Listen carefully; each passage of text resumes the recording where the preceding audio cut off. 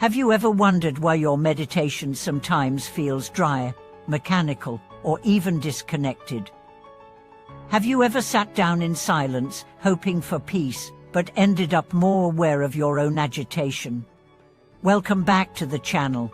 Today we explore something that transforms the very heart of practice: compassion, and more importantly, how true compassion doesn't just rise from pity or moral duty, but from a radical shift in perception, seeing others as not separate from yourself. Meditation, for many, begins as a tool for stress relief, for clarity, or for escape. We are told to breathe, observe, detach. But somewhere along the way, many practitioners realize something is missing. The mind may be still, but the heart remains untouched. Insight may grow, but warmth doesn't follow. The reason is simple: we've separated wisdom from love. We've trained our awareness, but not our empathy. But the true purpose of meditation is not just inner stillness, it's awakening to interconnection. When your mind quiet is enough, what naturally arises is not cold detachment, but boundless compassion. Let's explore what this really means. Imagine sitting in meditation, observing your breath, thoughts rising and falling like clouds. At first, you simply try to focus. But soon, judgment creeps in. Why am I still thinking? I'm not doing this right. You grow frustrated.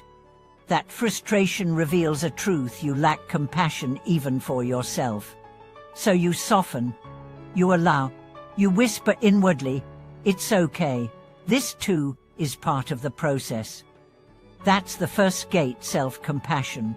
Not indulgence, not excuses, but honest, warm understanding. Without it, all higher practice becomes brittle. With it, your meditation becomes alive. Then something else happens. You realize that the thoughts you wrestle with, fear, anger, longing, are not yours alone. They're human. Everyone carries them. That insight is the seed of great compassion. You begin to see that your pain is not isolated, that behind every face, whether stranger or enemy, is a similar story of struggle, of desire, of wounds unseen. You begin to realize that the line between me and you is thinner than you ever imagined. One great teacher once said, "The more deeply you look into yourself, the more clearly you see others. The more honestly you see others, the less separate you feel." This is the root of compassion, not sentimentality, but direct perception. There's a practice in Tibetan Buddhism called Tonglen, taking and giving.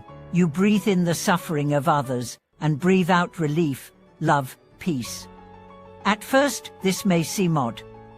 Why invite pain? But it trains the heart to move toward suffering, not away. It breaks the habit of self-centeredness.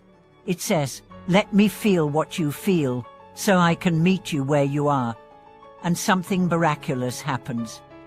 The more you practice this, the lighter you feel. Because suffering thrives in isolation. But compassion dissolves that barrier. One woman who practiced Tonglen daily shared that after months of doing it for a co-worker she disliked, her feelings changed. Not because the co-worker became kinder, but because she saw the fear beneath the arrogance, the pain beneath the control. That shift transformed not only her inner state, but their relationship. This is what happens when you see others as yourself. Not metaphorically, but viscerally.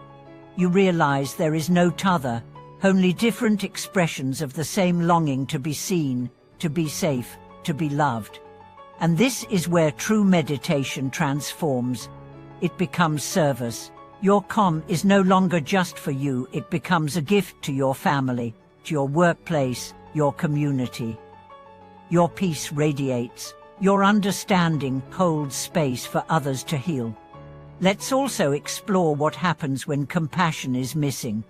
Without compassion, meditation can become cold, an exercise in control rather than connection. The mind may become sharp, but the heart contracts. You may feel superior, indifferent, even emotionally numb. This is not awakening, it's spiritual bypassing. True awakening softens you.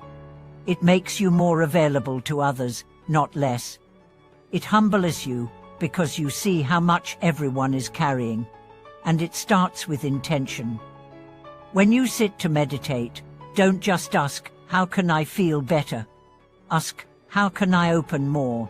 Before each session, dedicate it. May this practice benefit all beings. Even if your mind wanders, that seed of aspiration matters. It shapes the field.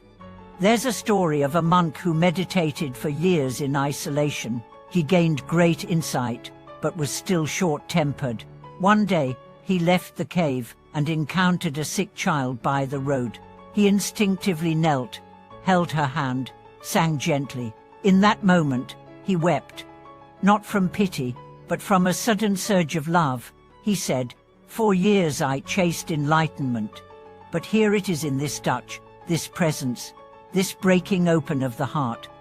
Compassion isn't a technique. It's a natural response when you see clearly. Let's go deeper. Seeing others as yourself doesn't mean erasing boundaries. It means recognizing that beneath the surface, we are all made of the same stuff. Joy and sorrow, hope and fear. When you realize this, forgiveness becomes easier, patience expands, judgment softens. In meditation, start with people you love. Picture them, breathe peace toward them. Then slowly include those you're neutral about. Finally, include those you struggle with. Watch what arises: resistance, pain, maybe even anger. Let it come. Don't suppress, observe, and continue breathing. This is not about forcing love. It's about making space for healing. The Dalai Lama once said, "My religion is kindness, and that kindness begins in the mind." In how you think about others, in how you respond internally to their mistakes, their flaws, their pain. Compassion is not a weakness. It is the most powerful force in the universe. It melts division. It bridges gulfs. It heals what logic never could. And you carry it within you, waiting to be awakened. So next time you sit in meditation, remember, you are not alone. Every breath connects you to every being. Every pulse of your heart echoes through the web of life. Use that moment not just to calm your mind, but to expand your heart. Because in the end, enlightenment is not about escaping the world. It's about loving it more deeply. Thank you for joining me in this reflection. If this touched you, I invite you to share your thoughts below. What role has compassion played in your practice? Have you experienced a shift from isolation to connection? Don't forget to like, subscribe, and share this video with someone who may need to remember that love and awareness are not separate paths, they are one. Thanks for watching this video.